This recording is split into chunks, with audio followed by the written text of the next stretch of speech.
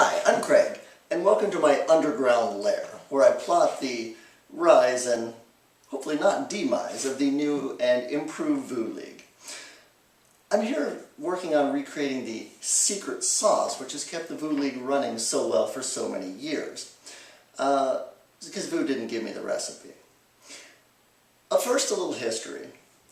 Because I've been given the unenviable task of the worst job in the league, which is figuring out who can be on what team, etc., etc., who's an A player, why can't this guy play with... It's a nightmare. But before I answer the question of who, I'm going to answer the question of why, so maybe you can understand kind of where I'm coming from. So, your history lesson. VU League started not with the best guys in the area. It actually started with not the best guys in the area, because the best guys in the area just didn't let us play. So all the a-holes and d-bags decided not to include us, so we grabbed a bunch of girls and went and played somewhere. And it was a lot of fun. And VU started some leagues, and they grew, and this core group of people that weren't the elite at the time, but they were some nice people, some people that liked to play competitively, and a great mix of men and women, and we all had a great time. Eventually the leagues got more formalized, and finally VU had two leagues, an A League and a B League. That should have been pretty simple on the surface. If you play in the A League, you don't play in the B League. And the A League was for stronger players, and the B League was for more recreation level players, or however you want to call it. The issue came to rise of who can play in the B League, because teams, they want to have fun, and nothing's quite as fun as winning. So why can't I have this guy on my team? So VU had to enact all sorts of rules to try to keep B League from staying B League and not turning into A League. So this started the whole you can have one A guy rule, started the whole player ranking debacle, all kinds of weird manners of trying to figure out the right formula to keep the teams together. Well, I played in the A League at the time, and there were no such controls on the A League. We just got the best players we could, and we played. But one thing that was always fascinating is the girls always would go up to VU and say, "VU, is there a spot on your B League? I want to play in the B League." And what eventually happened with the A League is it just got harder and harder and harder to keep enough girls around to keep the league running, and eventually it collapsed. And when it did, there were no shortage of guys that still wanted to play, and they started gravitating over to VU's B League. And after probably a good decade and a half of running it in burnout, I think VU maybe started folding under the onslaught of, can this guy be on my team? Can this guy be on my team? And pretty soon we started seeing you can have one A guy on your team go to, those all look like A guys on that team. And so the control started breaking down a little bit. And which brings us to last season, when it was a little bit of a free-for-all.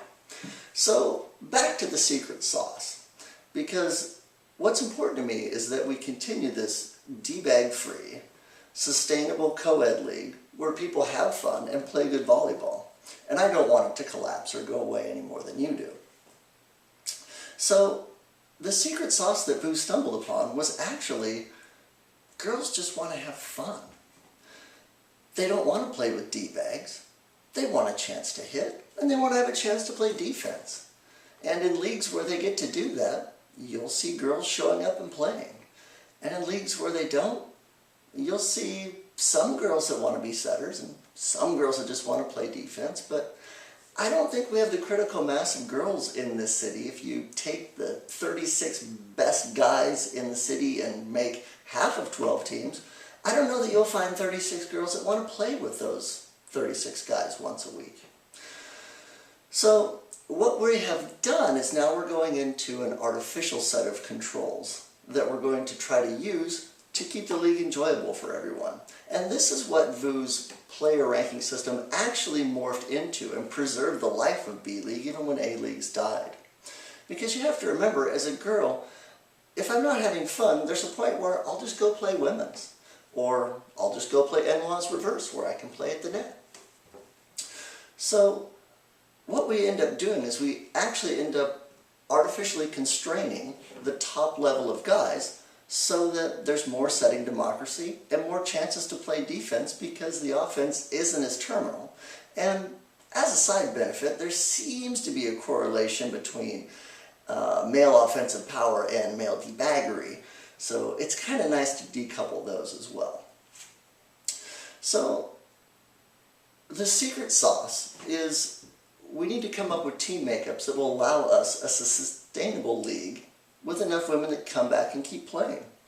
The league has definitely gotten stronger since it was a true A and B.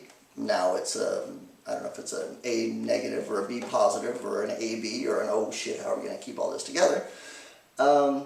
But it definitely has gotten more competitive, and I think some people like that. So the question is, how competitive can we get it and still have enough girls enjoying and liking the league to keep the rosters full?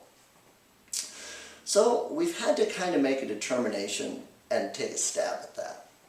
So what we're going to do is we're going to kind of divide male players into 3 categories. We're going to say there's a B guy. And before we go into this, you're going to say, well, what about a setter? What about defense? What about all these other characteristics? This person adopts homeless cats. This person cured cancer. These are not things that matter on the volleyball court. Oh, I could use a cat. All that really matters on the volleyball court when it comes to thinking about guys is offensive power. It really comes down to that, because no matter how good of a defensive player you are, that does not come at the expense of girls playing and feeling like they're contributing and having a good time. And it's really not setting either. You can be a great setter that facilitates the men and women equally to play and have a good time. It really comes down to terminal offense. It really comes down to how effective a guy is at the net. The more effective the guys are at the net, the greater the temptation to set them and not the girls. And the more terminal their offense is, the less opportunity there is for anyone to dig that ball before it gets buried into someone's face. So you can think of 3 types of guys. Let's call it the B guy to start out with. B guy comes to the net, and you kind of think, what do I have to do to block this guy? And they're an average strength. You prioritize them as much as the girls. It ain't no thing. The second category would be an A guy. And that would be someone with some offensive pace and power. Maybe they've got also some shots, but they're not necessarily tall enough to destroy the ball. So someone that has enough offense, you have to take it seriously, but not so much you have to think, oh my God, we need a triple block on this guy. The last category would be your double A guy. And that would be someone that is usually the combination of offensive pace and usually height. Makes for a combination that's pretty hard to stop.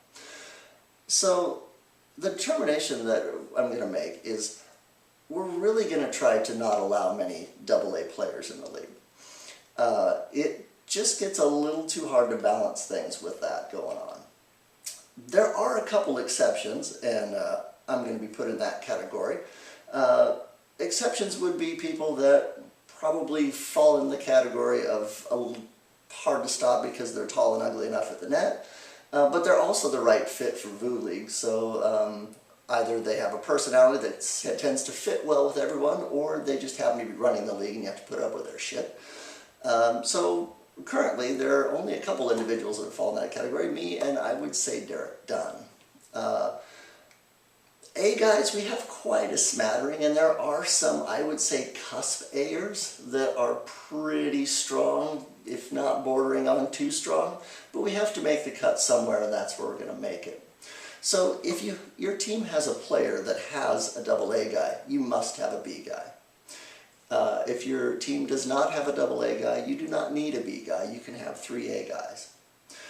What we're going to have to revisit at the end of the season is, was that line drawn in the correct place? Because you can take several of those cusp A guys, say Daniel Leong, Mark Fries, you put 3 of those on a team, you're getting pretty darn effective without being too terribly tall. What really matters is that whatever team makeup we come up with when we run this thing, girls are still included and they still have a good time. And if that's not the correct place to draw the line, we'll just have to draw it a little bit lower and take some of the cuspers and turn them into double A's. The next issue is the issue of inclusion. So a fairly unique thing to the league where we say you don't have to, but you kind of do. You really should set the girls as much as the guys. Maybe not one for one, but really what we're trying to do is force inclusion in the game.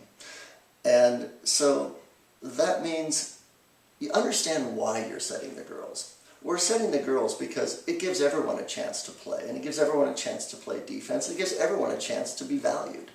So when you're making the decisions as a team to not set the girls as much, either because, well, this is an important game we want to win, or, well, the other team's setting their guys a lot, or, oh, well, you know, our girls really don't like to hit that much, so we'll just set the guys.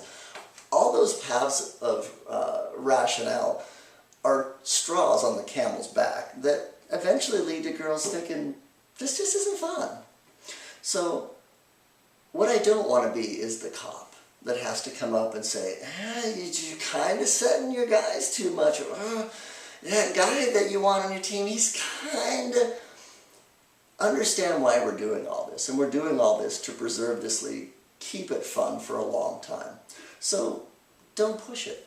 There's no need to make those... If you find yourself convincing yourself that, you know, the guy's pretty good, but he has his off days, or, yeah, when you're doing that, you probably know the answer and you should go with that. Because at the end of the day, through inclusion and through an artificial cap on male offensive power, I think we can make a league that's going to endure and the legacy of who will live on. So that's my piece. That's where we're starting. And I'll see you all on the court.